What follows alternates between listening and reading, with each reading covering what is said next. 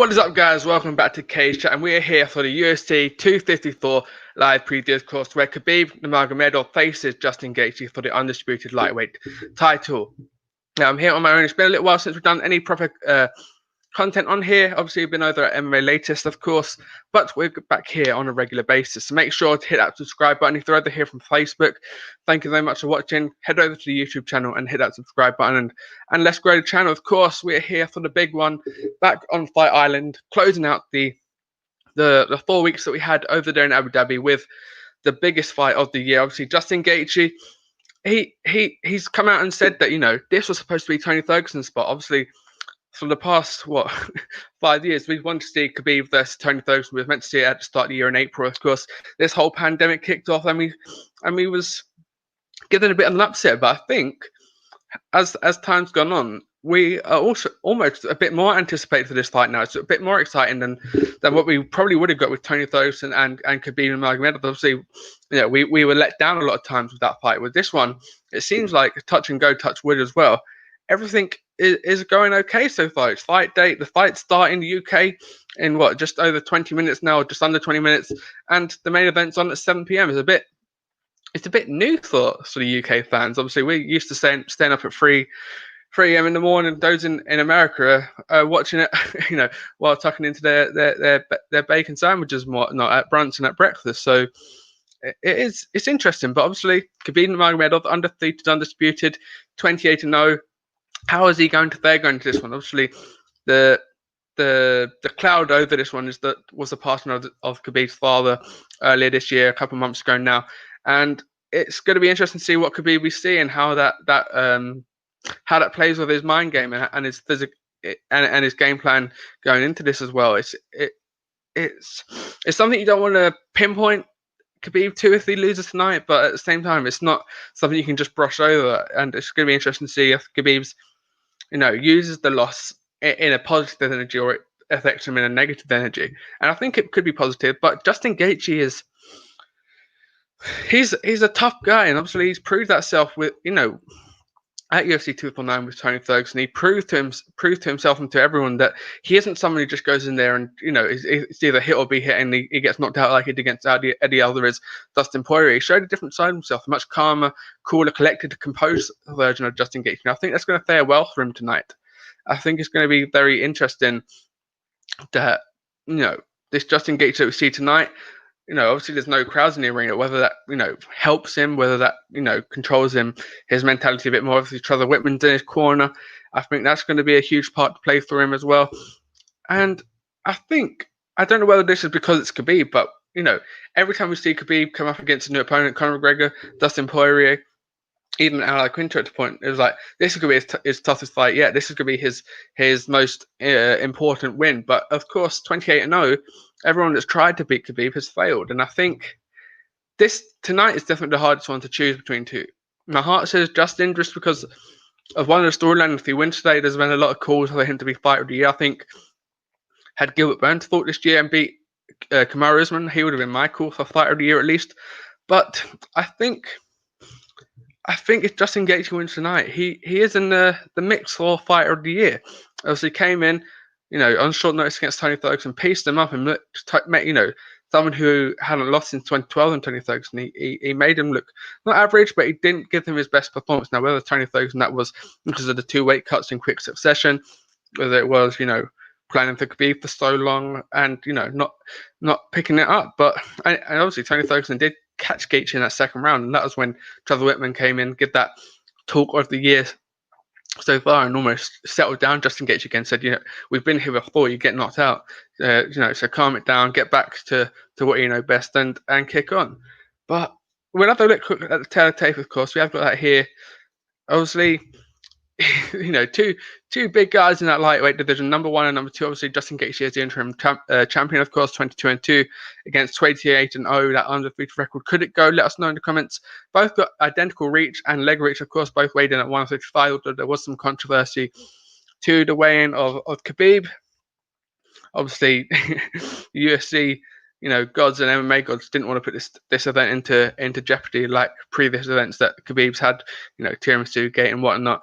And, he weighed in on the towel and the official red 155. So I think we move on from that one. But I think it's going to be interesting. I'd imagine, and I think Nick Pete said this, if you're going within 3, I think Khabib probably goes and wins that fight because, of the fact that, Justin Gaethje probably been taken down a couple of times. He hasn't been able to withstand the barrage of takedowns and the pressure that Khabib puts on his opponents. And it's interesting that, I don't know whether it's maybe a patriotism, almost the fact that Khabib, you see him lock the legs of his opponents, and I don't know, or haven't seen it so much being translated to the American style of wrestling. You see it a lot where you're looking at, why haven't he just tied up his legs? Now, obviously, it's easier said than done. I'm not a wrestler, and I'm not a fighter of that caliber or any caliber. So it does interest me. But Gaethje is someone who has the grappling level that could probably match Khabib, especially maybe in output. But I put some graphics out the other day. He's not even attempted a takedown, I believe, Justin Gaethje. And we're told of his fantastic grappling stature and how well he's done in the NCAA. But I think the fact that he's training with Kamaru Usman, who's a weight above, of course, the welterweight champion, I think that's going to come in handy because obviously he's going to be more used to dealing with someone who's 20, 30 pounds heavier, and it's going to come in well because obviously Khabib, fully replenished, probably walking around at 170, 175, maybe walking in tonight, maybe even heavier than that. We don't know the severity of his weight cut.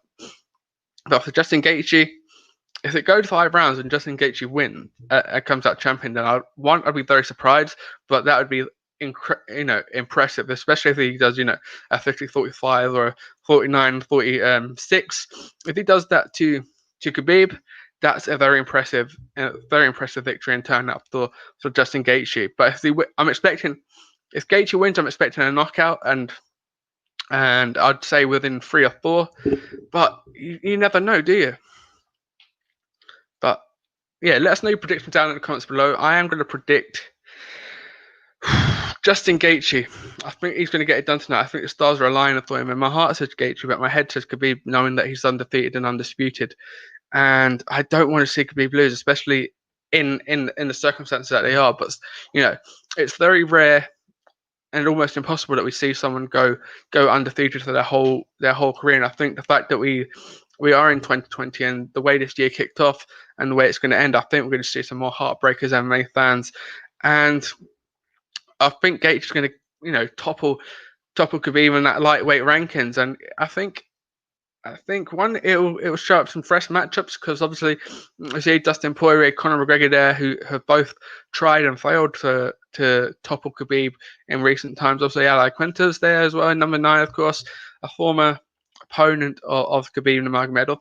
But sometimes you need to change up. We're seeing it in the light heavyweight division. We've seen a change up in champion in Jan Blachowicz, and it's really opened the division. Now, obviously, if Gaethje wins tonight, that opens the likes of Dustin Poirier rematch, a Tony Ferguson rematch, maybe. But Ferguson needs one more win. Maybe Khabib will be in his right mind to get the rematch against Justin Gaethje should he lose tonight and want to continue.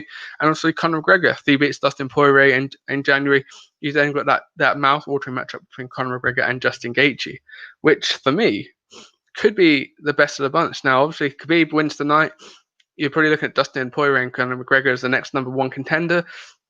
There's also that air of, can we rebook Tony Ferguson? Of course, Tony Ferguson is getting the winner under his belt, whether that's against someone like Dan Hooker. And of course, the introduction of Michael Chandler to the UFC, signed for this event to be the backup fighter for Khabib and Gaethje should something go wrong. Of course, so he made weight yesterday at 155 as well. But he's now in the mix. Could we see Michael Chandler versus Tony Ferguson within the next month or 2? I think that'd be a great way to kick off Chandler's UFC career, because obviously we know what he's done in Bellator, and he's going to be a fantastic signing. Now, well, what level he's at, we're going to find out. And I think the fact that Dana and the UFC said, right, you're a backup fighter, not Tony Ferguson. Obviously it's a bit difficult to market Tony Ferguson, but knowing the caliber he is, you could say, right, you are the backup fighter for this one. You did us a solid by keeping us an event, against Justin Gaethje back in April or May when it did take place. Now you can have this potential shot if Gaethje falls out or Khabib falls out.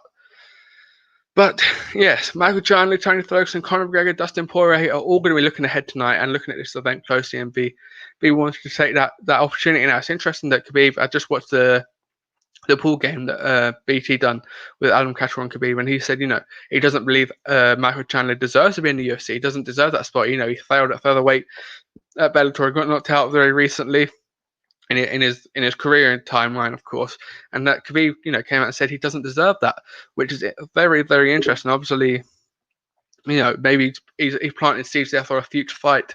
We never know. And obviously, there's always the talk about GSP, whether GSP comes down to 155. If he comes out retirement, of course, GSP is one of the greatest.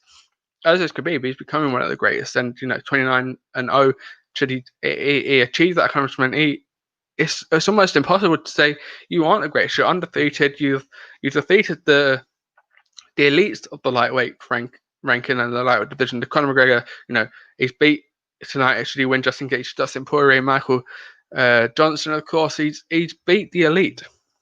And there's a couple more coming up. Dan Hooker, I think, is probably next in line. He's the next one in there where you're probably saying he's probably the next chance to really get that title shot. But I think, Justin Gaethje gets it done tonight, and I've just realised that we have kept the lightweight rankings on too much. But we're back, and of course, the middleweight division is a cracking fight. Of course, I think this main card, this was supposed to have Tony Ferguson and Dustin Poirier on it.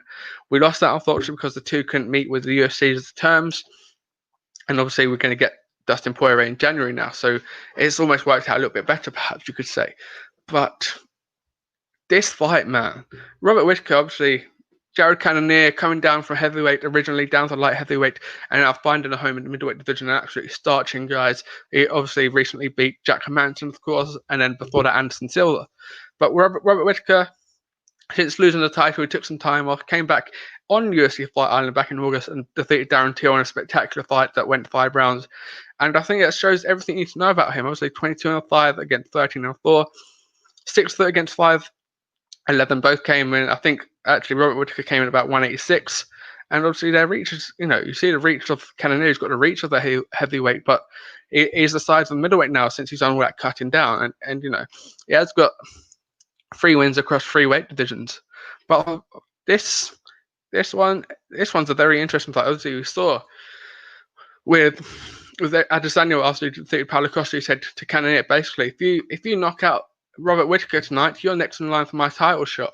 And I think that's the way it goes. Whoever wins tonight, you're probably saying Adesanya is up next for him.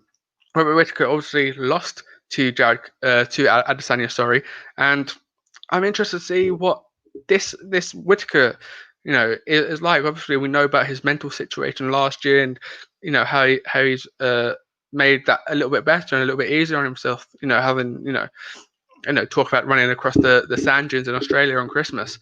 I think this Robert Whittaker is probably an evolved and a more relaxed, and you see that in his personality. He's very relaxed, very, very calm. But once he steps inside that octagon, something switches in him, and we've seen that in the wars with Yoel Romero. We saw it. We didn't see his best run with Adesanya, but he was there for the first round pretty much. He got caught at the end of the first round, and he never really recovered from that. But again, he fought very well against Darren Till, broke Darren Till's knee in terms of, I think it was ligament damage that Till suffered. And, obviously as a UK fan, that was sad to see, but it's good to see Whittaker at his very best. And we see him at his best tonight. I'll be interested to see him versus Adesanya once again. But I think for the division, at least, if Jared Cannonier wins, it's almost a bit of a sweeter moment because we get to see a fresh matchup and someone that Adesanya has not yet faced, someone who's come down from the realms of heavyweight and light heavyweight, someone with that level of power that Cannonier has. Can Adesanya face that? Obviously, he thought, Romero and Paulo Costa, which were the 2 monsters of the division, and he did it with pretty much ease, and that's coming from a biased Adesanya fan, I know. But this fight, it is the perfect co-main event for what's going to be an absolute barn burner at lightweight in the main event. Obviously, we look at the rankings, of course. Adesanya at the top there, still having beaten Whittaker, Costa, Romero, as we mentioned, Derek Brunson, Gastelum. He's beat the elite of that division, and there's only 2 or 3 fights left. Also, we've got Jack Hermansson versus Darren Till coming up in December now, I believe, in about a month's time after this. And that's going to be interesting as well. If Jack Hermansson can throw another upset in there, you're going to be saying that he's probably next in line after the winner tonight for the title. If Whittaker wins tonight and Jack Hermansson or Darren Till wins, more Jack Hermansson, because obviously Whittaker got a win over Till. But Jack Hermansson wins and Whittaker wins tonight. You might say to Jack Hermansson, you get the next shot. We've seen Whittaker versus Adesanya before. But tonight, yeah, I'm buzzing for this one. The fact that it's on at 7 p.m. UK time for the main card that starts anyway, it's almost the perfect time for that. It's almost a bit too early. Usually as a UK fan, you're getting ready at 1 a.m. for this long haul. You got your monster in hand, and you're buzzing from the day you've had beforehand. But boy, am I excited! And of course, Uriah Hall fights next week against Anderson Silva. He could be someone. Does he get a win against Anderson Silva? It's good on his record. It might push him up. Chris Weidman's looking to return as well. Whether he's going to get a title shot, he said he wants Adesanya too, which, as a fan, I'd be interested in that fight, but I don't think it's a fight that goes kindly to Chris Weidman. I just want to see it maybe because of the Adesanya and Anderson Silva sort of comparisons. I think Adesanya has very much taken the game of Anderson Silva from him, and it'd be interesting to see how Chris Weidman does against someone like that. Obviously, beat Anderson Silva twice, albeit one with that gruesome leg break that we saw from Anderson Silva. Now, obviously, we move on, of course, to the heavyweight division. Alexander Volkov versus Walt Harris. Both of them coming into this one off the back of losses. But again, this is going to be a fight that could go either way. It could be a first round KO for either, or it could go into those later rounds. Obviously, Walt Harris is someone who's walked in Khabib's shoes. With his last fight against Alistair Overeem, he walked in, with the heavy heart with the loss of his daughter. So I'd imagine he knows exactly what Khabib's feeling tonight. But Walt Harris versus Alexander Volkov. Obviously, Volkov last fought the Apex, of course, against Curtis Blades. That was a 5-round loss decision in favour of Curtis Blades. Before that, he beat Greg Hardy, and then he lost to Derek Lewis. So it's difficult for that heavyweight, elite. Francis Ngannou rightfully deserves that next shot in the division against Stephen Miocic, but everyone's almost beating each other in that division. It's very hard to really build up who's next in line. Obviously, Blades versus Derek Lewis is happening, I believe, very soon. You've got Rosenstruck still in that division. Alistair Overeem, I mentioned, is pushing for a late title charge, of course, and I think he's next in line above. He's above the both Volkov and Harris in terms of who should get the next title shot, and in the heavyweight rankings. But for me, this is going to be a cracking fight. Walt Harris, we mentioned before, the loss of his daughter. He was quite emotionally charged, as you would expect anyone to be going into a fight after such a tragic event to take place outside. But this one, Walt Harris gets a good win tonight. It sets him back on track in a superb way. That fight against Alistair Overeem, he was this close from winning in that first round, and that would have been a fairy tale, sort of end to what would have been a horrible fight week for him in terms of building that up. But Alistair Overeem used his experience. He showed what he's about. He showed what he's capable of, and unfortunately, that didn't quite pay off. And Overeem finished it in the second round. Walt Harris exerted all the energy that he had in that first round, trying to get him out there and getting a quick job done. But this heavyweight contest is going to be phenomenal. I think we've got 3 cracking fights to open the card, and obviously we move on to the main card opener.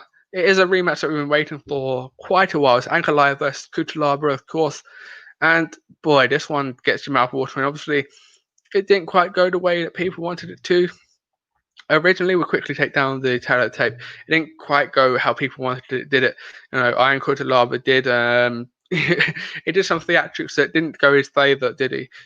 He almost played a little bit of possum after Ankalaev hurt him, and it didn't go in his favour. But we're back tonight after 3 cancellations of the event. First it was meant to happen in April, then again in August, on August 15th, and then again on 29th of August. And for various reasons, with the injury or COVID testing, it hasn't happened. But touch wood, it happens tonight. They open up the event. It's gonna be interesting to see what happens. Obviously, these two, it's gonna be interesting whether there's still as much as bad blood tonight as there was when they originally fought at the beginning of 2020. Obviously, those two needed to be kept away by security when they were doing the face-offs in the octagon pre-bout. So I think it's going to be very interesting what happens tonight. Obviously, Ankalaev comes into this on a 3-fight win streak, 4-fight win streak even after his loss to Paul Craig, his only loss on his professional record actually. But I think it's going to be a cracking event, and it's almost the perfect way to open up the card. Iron Cutelaba, though, isn't someone you can take too easy. He's got 2 losses out of the last 3 fights. That win against Khalil Roundtree, of course, but the Anklev one, you could say it should have been maybe a no contest. I didn't take too kind to what Kutalaba did in the octagon that night. I think he deserved to get that loss on his record. I think he to give the referee an opportunity to say you're not fit to be in the octagon, whether you're hurt, whether you're playing possum or not. I think you can't really play too much on the referees. As I heard it there, he's only there to look after the fighter's well-being if he's hurt, and the referee did all he could to get him out of that situation. But at the same time, I'm hoping this one goes to 3 rounds tonight, or at least we see more than 38 seconds of that fight that we saw last time. But yeah, let us know your predictions down below in the comments as well. I'm Kutalaba, Magomed Ankalaev, of course, who's going to get the win tonight. And we'll finish it off, of course, for the women's flyweight division. Lauren Murphy up against Lilia Shakirova, I'm going to say. I'm sorry if I've butchered that name, but she's making her UFC debut after coming through GFC. And Bellator Whittaker, of course, she's on a 3-fight win streak at the moment and coming in at 8-1. So it's going to be interesting to see this investment into the women's flyweight division. Obviously, we've seen Jessica Andrade move up, Cynthia Calvillo. Andrade last week looked phenomenal against Katlyn Chookagian, and obviously she put herself in the number 1 contender spot. And Lauren Murphy in at number 5 at the moment. If Lilia wins tonight, she's back in that top 6 and top 5 after her first fight in the UFC. Now, it's really interesting to see her. This could be my first time actually watching her, but, it's going to be interesting. She gets a win over Lauren Murphy. That's phenomenal for her career. Lauren Murphy having a 3-fight win streak at the moment against Mara Barella, Andrea Lee, and Roxanne Modafferi. Those 3 names alone are very, very good to have on a resume. And, a win for Lilia tonight would only improve that and impress her record with a win over Lauren Murphy, knowing that Lauren Murphy's got such a phenomenal record in terms of their last 3 fights. But it's going to be no easy test, but it's nice to see the women's flyweight get a bit of love. Obviously, we know the strength of the bantamweight division and the strawweight division, but the flyweight is sandwiched in between there with the Valentina Shevchenko as champion. She's so dominant at the moment, and there's not many people where you can go. Maybe just going to judge that one because we've seen her at bantamweight, we've seen her at strawweight. She's a former strawweight champion, and she's been able to almost dictate where she wants to be in her career at the moment. She can, obviously got Jennifer Maia fighting Shevchenko first in November, but I think Jessica Andrade will get the next touch. She hasn't been the former champion, but as I mentioned, it's nice to see the flyweights get some love and really put on a show because the flyweight and the featherweights of the women's roster really needs to be shown a bit more love and a bit more investment at the moment. They're the two of the weakest divisions at the moment. Obviously, maybe up with the men's flyweight, with all due respect, maybe with the light heavyweight division with John Jones as champion, but it's changed up a little bit. It's got a little bit more open, and that's always fantastic to see. But the fights are just about to start now. Obviously, my fight to watch is obviously Nathaniel Wood, Casey Kenny. Obviously, being from the UK, being from London, it's always going to be you have to back your English lads, of course. And talk about English lads, Leon Edwards versus CageChat MMA got announced yesterday for December 19th by Jerome. Dana White made that announcement that he put that in place. Obviously, he took Leon Edwards out the UFC rankings on, I believe, Wednesday or Tuesday. Everyone saw uproar with that, and obviously yesterday they announced the belt and reinstated Leon Edwards into that welterweight rankings at number 3. So that's going to be an interesting fight. Obviously, Leon Edwards all year hasn't fought after being expecting to fight Tyron Woodley at UFC London back in March. That was the weekend where everything kicked off with the pandemic and lockdowns, etc. Obviously, everyone from the previous UFC fight, and we saw a lot of the British guys and the European guys fight on that card, and we haven't seen Leon Edwards fight yet. But he is going to be in the UFC Apex. He's main eventing, and I think it's a good opportunity for him. One, in a sense, it is and it isn't, because we know Chimaev, the limelight that's on him at the moment, he's the hottest prospect going around. If Leon Edwards going there and batters him for 5 rounds, or even puts him away in the first one, everyone looks at him and goes, he steals a bit of that limelight from CageChat MMA, whereas he's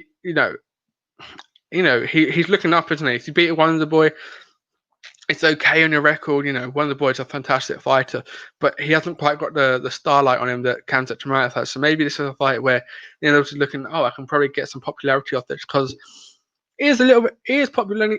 You know, he deserves to be where he is at the moment. You know, on the win streak he is, and he deserves to be fighting the likes of Colby Covington, Jorge Masvidal. I think he should be fighting Gilbert Burns personally for the #1 contender spot, because Gilbert Burns almost stole what Leon Edwards was working for. But if he beats Khamzat Chimaev, no, he goes into 2021 as one of the hottest prospects. He keeps his #3 status, and you know, I think you've got Jorge Masvidal versus Colby Covington coming up. So we get Gilbert Burns, Usman done in February perhaps, and then we can look at Leon Edwards versus the winner of that one, because he deserves a title shot. And if he's helping out the company like that, giving Khamzat Chimaev a ranked opponent, a main event, as Dana White wanted to give Khamzat Chimaev, if he survives the plans, I think he earns that title shot. But at the same time, Chimaev comes in there. If he beats Leon Edwards, he's then in a title trend for himself. We've been wondering how good he is, where he is at the moment. But of course, we will find out December 19th, and if he wins, he takes Leon Edwards' spot at #3, and then we're looking at a problem there. We're looking at Chimaev versus Covington, Woodley, Wonder Boy. We're looking at him against Masvidal, Gilbert Burns, and probably going to see him in a title shot within the next 12 months. So that's fantastic to see as well. And it's almost a bit scary how quickly Chimaev risen and taken an opportunity. And that's I guess that's almost the pinnacle where we're at in 2020 as well. He's taken his opportunity. He came to Fight Island originally, fought twice in 11 days, and he came back against Gerald Meerschaert, you know, blew him away, and he's reaping the benefits of the risk that he's taken this year. I think risk has been maybe the key word in 2020 for MMA. Those who have taken the risk, those who have taken the plunge, have come off the best. Justin Gaethje, Chimaev, you know, Jorge Masvidal in a sense, even though he didn't win, he saves that event, UFC 250, I believe, or 251. So it just shows you the importance of being regular and keeping back, so the fans that know you. Because Leon Edwards, you know, coming into 2020 was one of the hottest prospects for a title shot, but that almost dimmed it down, especially with Gilbert Burns taking some of that limelight from him, taking the Woodley fight, and then, you know, looking so well this year. But yes, that's going to be the end of today's show. Of course, the fight are just about to start, so make sure to enjoy it. Obviously, if you're in the UK, let us know where you're watching them from and how excited you are to have UFC at a regular time and not early in the morning. But of course, we'll see you guys on the recap tomorrow. So make sure to hit the subscribe button, like, follow if you're on Facebook as well. And we'll see you guys on the next video.